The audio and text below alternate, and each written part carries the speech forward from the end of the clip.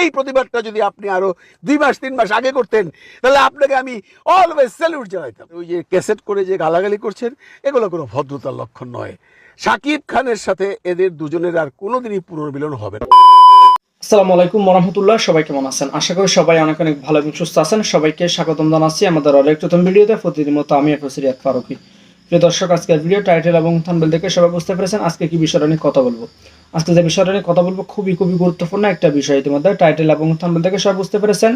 তাই এই বিষয়টা নিয়ে আর বেশি বিস্তারিত বলবো না, কারণ বিস্তারিত বলতে গেলে ভিডিওটা অনেক লম্বা হয়ে যাবে। তাই আমি সংক্ষেপে করার ক্ষেত্রে মূল আলোচনা চলে যাচ্ছি। তার আগে আপনাদেরকে ছোট্ট একটি অনুরোধ করবো যে আমাদের এই চ্যানেলটিতে এখন সাবস্ক্রাইব করে সাথে থাকবেন। যারা ইতিমধ্যে সাবস্ক্রাইব করেছেন তাদেরকে অসংখ্য ধন্যবাদ। আর বেশি কথা বলাচ্ছি না, আমরা একটা ভিডিও প্রসেসের মাধ্যমে দেখে আসবো। তার আগে যারা ইতিমধ্যে সাবস্ক্রাইব করেননি তাদের উদ্দেশ্যে একটি কথা বলবো, আমাদের চ্যানেলের সঙ্গে থাকুন, সাথে থাকুন, দেখতে দেখতে ভালো লাগে, ভালোবাসা হয়ে যাবে ইনশাল্লাহ। আমরা একটা ভিডিও প্রসেসের মাধ্যমে একটু বিস্তারিত এই প্রতিবাদটা যদি আপনি আরো 2 মাস 3 মাস আগে করতেন তাহলে আপনাকে আমি অলওয়েজ স্যালুট জানাইতাম। ওই যে ক্যাসেট করে যে গালাগালি করছেন এগুলো কোনো ভদ্রতার লক্ষণ নয়। শাকিব খানের সাথে এদের দুজনের আর কোনোদিনই পুনর্মিলন হবে না। বন্ধুরা, আজকে আমি বেসিক্যালি কি কথা বলবো, ঈদের পর প্রতিদিনই তো বললাম তুফান তুফান তুফান নিয়ে। এখন অনেকে বোর হয়ে গেছে তুফানের আর কি নতুন করে নিউজ দিব। তুফানের সব নিউজ দিছে, সেটা বাংলাদেশের সিনেমা হল থেকে শুরু করে যে কোনো জায়গায়, মানে পৃথিবীর বিভিন্ন জায়গায় চলতেছে। আমাদের স্টকওয়ের ব্লগও করছি। এখন আর তুফান নিয়ে নতুন কিছু বলার নাই এই মুহূর্তে। তো অনেক খোঁজাখুঁজি করলাম, কারণ আমার যারা ভক্ত আছে তারা তো চায় একটু ব্লগ টক দেখুক। পাই নাই কিছু, শেষ পর্যন্ত একটা পাইলাম। ভাবলাম এটা নিয়ে কথা বলতে চাইছিলাম না, কিন্তু এটা নিয়ে এত আলোচনা সমালোচনা হইতেছে যে এটা নিয়ে একটু কথা বলা উচিত, কারণ অনেকেই দেখলাম ব্লগ বানাইতেছে এটা নিয়ে। দ্যাট ইজ বাংলাদেশের একজন প্রখ্যাত চিত্র পরিচালক এবং প্রযোজক আছেন, আপনারা সবাই তাকে চেনেন। তার নামটা আমি উল্লেখ করব না, এই জন্য যে তার নামটা উল্লেখ করলে বিপদ। আপনারা জানেন উনি খুব থ্রেট করে, উনি কেস কামারি করে।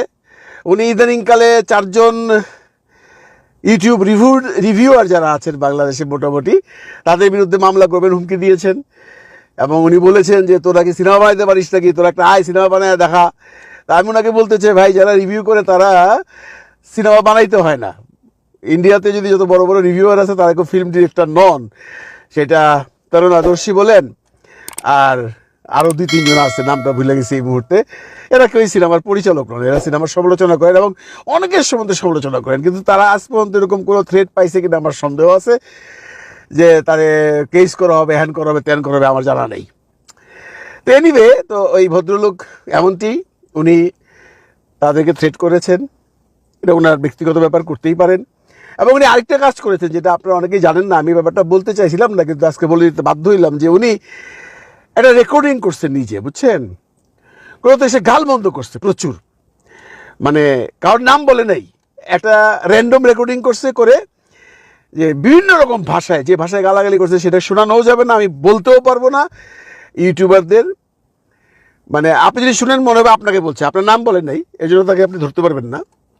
মা মাসি শুদ্ধা তুইলা একদম গালাগালি করে উনি পাঠাইছেন এটা অনেকেই বলতে অনেকে আমাকে পাঠাইছে এটা। তারা এখন লজ্জায় আর এটার কথা বলতে চায় না।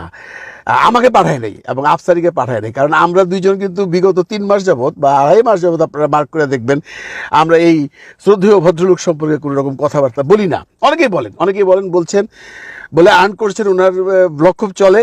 আমি তাদের উদ্দেশ্যে বলছি, ওনার নাম নিয়ে যদি, নাম বিক্রি করে যদি পয়সা কামান, তাহলে ওনাকে তো একটু সম্মান করতে, উনি আপনাদেরকে গালাগালি করতেই পারে এবং উনি আপনাদের নামে কেস করতেই পারে। সুতরাং আমার মনে হয় আপনারা যারা স্মার্ট আছেন তারা দয়া করে ওনাকে নিয়ে কোনো ভিডিও বানাবেন না। এটা আমার পার্সোনাল ওপিনিয়ন, অবভিয়াসলি আপনাকে শুনতে এমন কোনো কথা নেই। কারণ আপনারা জানেন ওনার ফটো থাম্বনেলে দিয়ে ওনাকে নিয়ে ভিডিও বানালে আপনার সাথে শত্রুতা বাড়বেই। আর আপনি যদি তার সম্পর্কে কোনো ভিডিও না বানান, থাম্বনেলে তার ছবিটা ব্যবহার না করেন, তাহলে আপনার সাথে কোনো শত্রুতা হবে না। এখন আপনি বলতেই পারেন ওনার থাম্বনেলে ছবি না দিলে তো ভিউ হয় না, ঠিক আছে, তাহলে আপনি ভিউ নেন এবং যত রকম প্যারা আছে প্যারা নেন। আমি ভিউও চাই না, প্যারাও চাই না, যার জন্য আমি ওনার নামটা নিতে চাই না।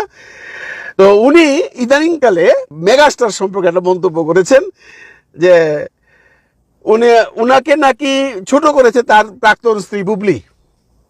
এই প্রথম শুনলাম ভাই, ভূতের মুখে রাম নাম, যে উনি মেগাস্টার সম্পর্কে একটু পজিটিভ কথা বলেছেন। এই জন্য খুব খুশি হয়েছি। অনেকে অবশ্যই বলাবলি করেন যে সম্পর্ক তাদের মধ্যে ছিল সেই সম্পর্কটা আবার জোড়া লেগে যাবে, লাগুক, আমরাও চাই। আমি তাকে বারবার জিজ্ঞেস করেছি প্রবলেমটা কোথায়, সে কোনোদিনই বলেনি। আপনারা জানেন আমি অনেক ইন্টারভিউ নিয়েছি আমার। এনিওয়ে, উনি বহুদিন পর আমাদের বাংলাদেশের মেগাস্টার সম্পর্কে একটু হলেও পজিটিভ কথা বলেছেন, যে শাকিব খানকে বেসিক্যালি পাবলিকলি ছোট করেছে তার প্রাক্তন স্ত্রী বুবলি। আবার এইটার এগেইনস্টে বুবলি ম্যাডাম একটা সুন্দর বক্তব্য দিছে যে আমার স্বামী বা আমার সন্তানের পিতা সম্পর্কে যারা কোনো কথা বলবে তাদের সাথে আমার কোনো সম্পর্ক নাই। Very good. ওনার বোধোদয় হয়েছে অনেক পরে।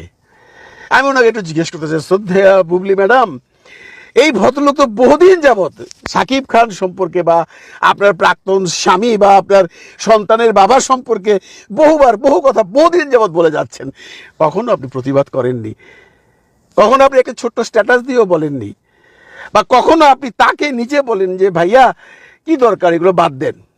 আপনিও মজা নিছেন না?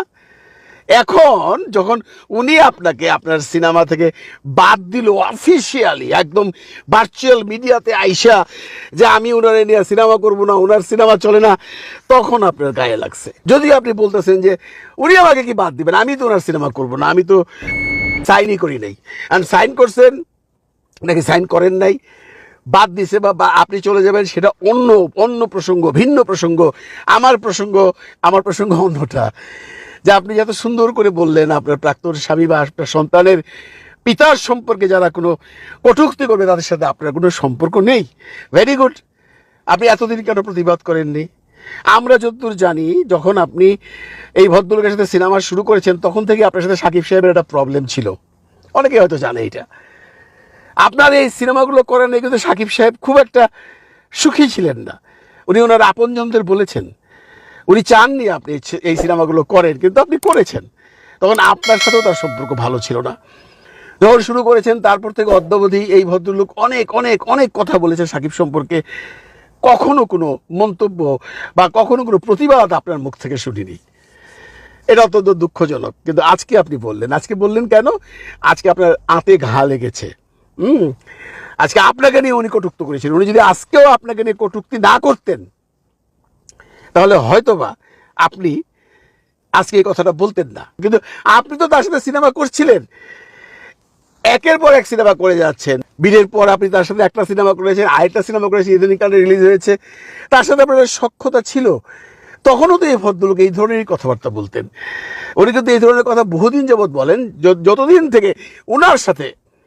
খোদা হাফিজ। দর্শক, ভিডিওটি ভালো লাগলে সবাই শেয়ার করে দেবেন। আমাদের চ্যানেলে নতুন থাকলে চ্যানেল সাবস্ক্রাইব করতে ভুলবেন না। দেখা হবে অন্য কোনো ভিডিওতে। ভালো থাকবেন, সুস্থ থাকবেন। আল্লাহ হাফিজ।